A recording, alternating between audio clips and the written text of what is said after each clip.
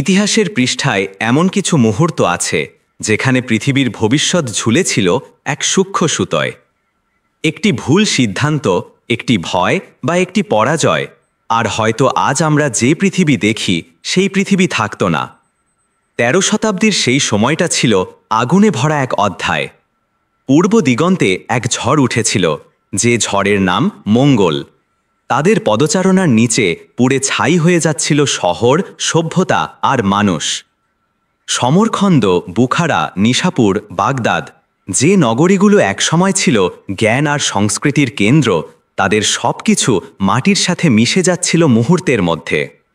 মানুষ পালাচ্ছিল দিক বিদিক, মাতারা সন্তান হারাচ্ছিলেন, আর সভ্যতা ডুবে যাচ্ছিল অন্ধকারে।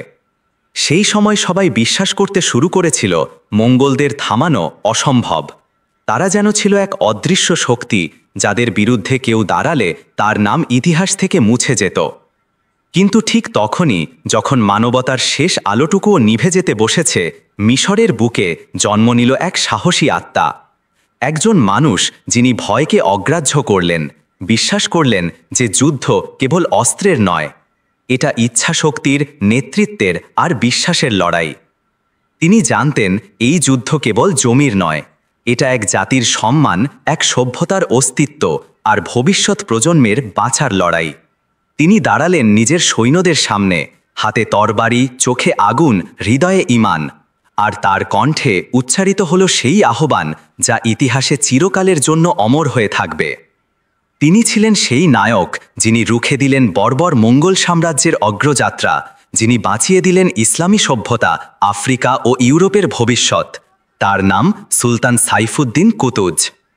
মানব সভ্যতার ইতিহাসে সবচেয়ে ভয়ঙ্কর সেনাবাহিনী হল মধ্যযুগের মঙ্গল বাহিনী, যার সূচনা হয়েছিল চেঙ্গিস খানের হাতে। মধ্যপ্রাচ্য ও ইউরোপে তাতার বাহিনী নামে পরিচিত ছিল মঙ্গল বাহিনী। ১২০৬ সালে চেঙ্গিস খানকে মঙ্গোলিয়ার স্টেপের একছত্র অধিপতি বা গ্রেট খান হিসাবে ঘোষণা করার পর মঙ্গল বাহিনী একে একে জয় করে নিয়েছিল এশিয়া ও ইউরোপ বিস্তীর্ণ অঞ্চল। ইতিহাসের সবচেয়ে বড় সাম্রাজ্যের মালিক ছিল মঙ্গলরা। চেঙ্গিস খানের সময় থেকে শুরু হওয়া মঙ্গলদের জয়যাত্রা অব্যাহত ছিল পরবর্তী গ্রেট খানদের সময়ও। ভাবতে অবাক লাগে, ১২০৬ সাল থেকে ১২৬০ সাল, এই অর্ধশত বছরে তারা একটি যুদ্ধেও হারেননি। বাগদাদ, সমরখন্দ, বেইজিং, বুখারা, আলেপ্পোর মতো বড় বড় শহর তাতারি হামলায় মাটির সাথে মিশে গিয়েছিল। কি পূর্ব, কি পশ্চিম, এমন একটিও রাজ্য ছিল না যারা মঙ্গলদের গতিপথে বিন্দুমাত্র বাধা সৃষ্টি করতে পেরেছিল। বিশ্বজয়ের যে আকাঙ্ক্ষা অপূর্ণ রেখে মারা গিয়েছিলেন চেঙ্গিস খান, তার পুত্র ও পৌত্ররা সেইটার যেন সত্য করতে যাচ্ছিলেন। তাদের বর্বরতায় ইউরোপ ও এশিয়ার কোটি কোটি নিরীহ মানুষ প্রাণ দিয়েছে অনেকটা বিনা প্রতিরোধে। তাই সারা দুনিয়ার মানুষ ভাবতে শুরু করেছিল মঙ্গলদের থামানো বোধহয় অসম্ভব। কিন্তু ১২৬০ সালে হঠাৎই থেমে গেল অপ্রতিরোধ্য মঙ্গলদের জয়রথ। এক অসাধ্য সাধন হল ফিলিস্তিনের গাজার অদূরে আইন জালুত প্রান্তরে। মঙ্গল প্রথম পরাজয়ে সেই অবিশ্বাস্য কাহিনী নিয়ে লেখা হয়েছে এই প্রতিবেদনটি। মঙ্গলদের উত্থানের যুগে মধ্যপ্রাচ্যের মুসলিম দেশগুলো বেশ কয়েকটি ছোট ছোট বিচ্ছিন্ন রাজ্যে বিভক্ত ছিল, যেটা ইসলামের উত্থানের শুরু থেকে তখন পর্যন্ত ৬০০ বছরের ইতিহাসে কখনো ঘটেনি। ইসলামী খেলাফত তখন আব্বাসীয়দের হাতে। নামমাত্র আব্বাসীয় খলিফাদের রাজধানী ছিল বাগদাদে। খলিফা হারুনুর রশিদ, খলিফা মুহতাসিম বিল্লাহ কিংবা খলিফা মামুন, মনসুর ও মুনতাসিরদের পরাক্রম তখন কেবলই কিংবদন্তি। বাস্তবের আব্বাসীয় শাসকরা আধ্যাত্মিক কিংবা সামরিক কোনো ক্ষেত্রেই পূর্বসূরিদের ধারের কাছেও ছিলেন না। আব্বাসীয় খেলাফত তখন অন্তর্কোন্দল এবং ভোগবিলাসে মত্ত। এরকম অবস্থায় মঙ্গলদের গ্রেট খান ছিলেন মঙ্গে খান। তারই ভাই হালাকু তখন মধ্যপ্রাচ্যে মঙ্গল বাহিনীর দায়িত্বে। বৌদ্ধ ধর্মে দীক্ষিত হালাকু খান ধর্মীয় কারণে সুনজরে দেখতেন না বাগদাদের আব্বাসীয় খেলাফতকে। তার উপর আব্বাসীয় খেলাফতের সঞ্চিত রাশি রাশি ধন ভাণ্ডার হালাকু খানকে প্ররোচিত করেছিল বাগদাদ আক্রমণে। হালাকু খানের আক্রমণে মাটির সাথে মিশে যায় বাগদাদ। ইতিহাসের নজিরবিহীন বর্বরতায় বাগদাদে প্রাণ হারান প্রায় ১০ লক্ষ মানুষ। শুধু বাগদাদ ধ্বংস করেই হালাকু খানের বাহিনী থেমে থাকেনি। ইরাক থেকে সিরিয়া হয়ে তারা এগিয়ে চলছিলেন মিশরের দিকে। পথে সিরিয়ার দামেস্ক ও আলেপ্পোরও পতন হয় তাদের হাতে। সেই শহরের মানুষগুলোকেও বরণ করতে হয়েছিল বাগদাদবাসীর মতো ভয়াবহ পরিণতি। মঙ্গলদের ভয়ে সিরিয়া থেকে পালিয়ে তখন দলে দলে মানুষ আশ্রয় নিচ্ছিল মিশরে।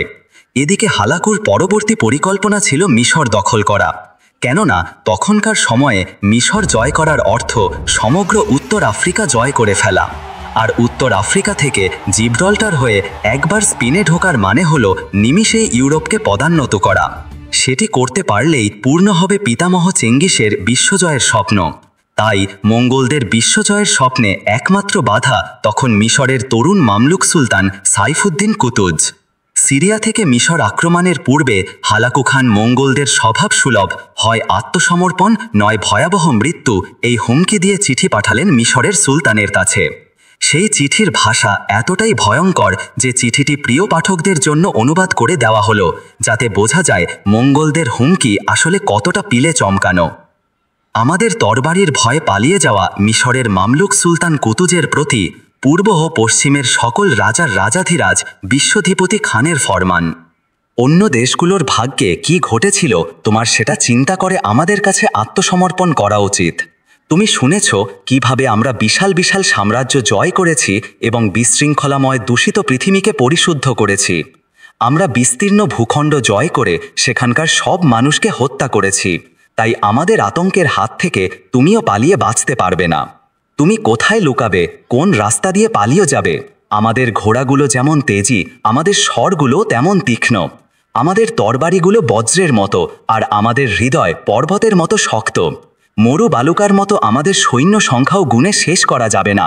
না কোনো দুর্গ আমাদের আটকাতে পারবে, না কোনো সৈন্য দল পারবে। তোমাদের আল্লাহর কাছে তোমাদের ফরিয়াদ আমাদের বিরুদ্ধে কোনো কাজেই আসবে না। কোনো শোকের মাতম আমাদের হৃদয়কে স্পর্শ করতে পারবে না, না অশ্রু গলাতে পারবে আমাদের মন। শুধু যারা প্রাণ ভিক্ষা চাইবে তারাই আমাদের হাত থেকে বাঁচতে পারবে। যুদ্ধের দাবানল ছড়িয়ে পড়ার আগেই তোমার উত্তর পাঠিয়ে দিও। কোনো প্রতিরোধ গড়ে তোলার চেষ্টা করলে তার ফল হবে ভয়ঙ্করতম। আমরা তোমাদের মসজিদগুলো ভেঙে চুরমার করে ফেলব, আর তোমাদের রবের দুর্বলতা সবার সামনে প্রকাশ করব। তারপর তোমাদের শিশু বৃদ্ধ নির্বিশেষে সবাইকে হত্যা করব। মনে রেখো, এই মুহূর্তে তোমরা আমাদের একমাত্র শত্রু। সাইফুদ্দিন কুতুজ ভালোভাবেই জানতেন ইতিপূর্বে যারা বিনা যুদ্ধে মঙ্গলদের ভয়ে আত্মসমর্পণ করেছিল তাদের কি করুণ পরিণতি হয়েছিল। তাই কাপুরুষের মতো বিনা যুদ্ধে অপমানের সাথে মারা পড়ার চেয়ে তিনি চাইলেন এই বর্বর বাহিনীকে মোকাবেলা করতে। ওপরে উল্লেখ করা চিঠির উত্তরটা সুলতান কুতুজ দূতের শিরচ্ছেদ করে। এর ফলাফলটা সকলের কাছেই নিশ্চয়ই অনুমেয়। অবধারিতভাবে বেঁধে গেল যুদ্ধ। সুলতান কুতুজ প্রস্তুতি নিচ্ছিলেন মঙ্গলদের মোকাবেলা করার। ঠিক সেই সময়ে মিশরে মস্ত বড় ইসলামিক স্কলার ছিলেন শেখ ইজ্জুদ্দিন আব্দুস সালাম। তিনি তার বক্তব্যে সুস্পষ্টভাবে সুলতান কুতুজের এই সিদ্ধান্তকে সমর্থন জানালেন এবং জনগণকে দলে দলে কুতুজের বাহিনীতে যোগ দেওয়ার আহ্বান করলেন। এছাড়া সিরিয়া থেকে আর এক কিংবদন্তি কমান্ডার জহিরুদ্দিন বাইবার্স কুতুজের সাথে যোগ দিলেন। এদিকে যাত্রাপথে হালাকু খবর পেলেন তার ভাই গ্রেট খান মারা গেছেন। তাই 6 লক্ষ সৈন্যের প্রায় 5.5 লক্ষ নিয়েই তিনি মঙ্গোলিয়া ফিরে গেলেন গ্রেট খানের শেষকৃত্যে যোগ দিতে। বাকিদের তিনি রেখে গেলেন তার বিশ্বস্ত ও দক্ষ সেনাপতি কিতবোকার অধীনে মিশর আক্রমণের জন্য। দুর্ধর্ষ মঙ্গল বাহিনীর মূল শক্তি ছিল তাদের ক্ষিপ্রতা এবং দ্রুতগামী ঘোড়াগুলো। এছাড়া ঘোড়ার ওপর থেকে তীর ছুঁড়ে মারার বিশেষ দক্ষতাও ছিল তাদের, যা ইউরোপ ও এশিয়ার সেনাবাহিনীগুলোর ছিল না। মঙ্গল ধনুকগুলো ছিল হালকা কিন্তু অসম্ভব শক্তিশালী। হালকা কিন্তু পাল্লা বেশি হওয়ায় ঘোড়ার ওপর চড়েও ব্যবহার যেত ধনুকগুলো। মঙ্গলদের আরেকটি স্ট্র্যাটেজি ছিল পরপর অনেকগুলো সারিতে বিন্যস্ত না হয়েই যতটা সম্ভব পাশাপাশি দাঁড়িয়ে হামলা চালানো, যাতে সুযোগ বুঝে শত্রু বাহিনীকে চারদিক থেকে ঘিরে ফেলা যায়। সুলতান কুতুজ বুঝতে পারলেন চড়া প্রান্তরে মঙ্গলদের মুখোমুখি হওয়া মানে সাক্ষাৎ ধ্বংস ঢেকে আনা। তিনি মঙ্গলদের আগে যুদ্ধক্ষেত্র পছন্দ করার সুযোগই দিতে চাইলেন না, বরং নিজেই সৈন্য নিয়ে এগিয়ে গেলেন তাদের মোকাবেলা করার জন্য এবং বেছে নিলেন ফিলিস্তিনের তাবারিয়ার আইন জালুত প্রান্তর।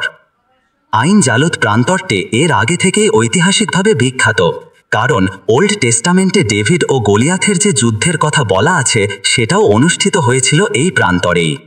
কুতুজ শুরুতেই তার সব সৈন্য দিয়ে আক্রমণ করালেন না, বরং প্রথমে ছোট একটি দল পাঠিয়ে মঙ্গল প্ররোচিত করলেন আগে হামলা করার। শুধু তাই নয়, তিনি জানতেন তার সিরিয়া সৈন্যরাও আগেও একবার মঙ্গলদের কাছে হেরে পালিয়ে এসেছে, তাই বিপদে পড়লে এরা আবারও পালাবে। যাতে পালাতে না পারে সেজন্য তিনি এদের রাখলেন সবার সামনে। শুরুতে মঙ্গলদের প্রবল আক্রমণের মুখে কুতুজের সৈন্যদের অবস্থা ছিল টালমাটাল। তখন সুলতান নিজে শিরস্ত্রাণ খুলে উঁচু জায়গা থেকে দাঁড়িয়ে চিৎকার করে সৈন্যদের সাহস জোগালেন, আর নিজেই ঝাঁপিয়ে পড়লেন সাধারণ সৈন্যদের মাঝে দৃষ্টান্ত স্থাপনের জন্য। যেহেতু প্রান্তরটি সরু, তাই মঙ্গলরা তাদের পুরনো সেই ট্যাকটিক্স ব্যবহার করতে পারল না। উপরন্তু সিরিয়া সৈন্যদের ভেদ করে কুতুজের বিউহের ভেতরে প্রবেশ করার পর তারা মুখোমুখি হল কুতুজের এলিট বাহিনীর। এদিকে সামনের সারির সৈন্যদের জন্য তারা পিছিয়েও আসতে পারছিল না।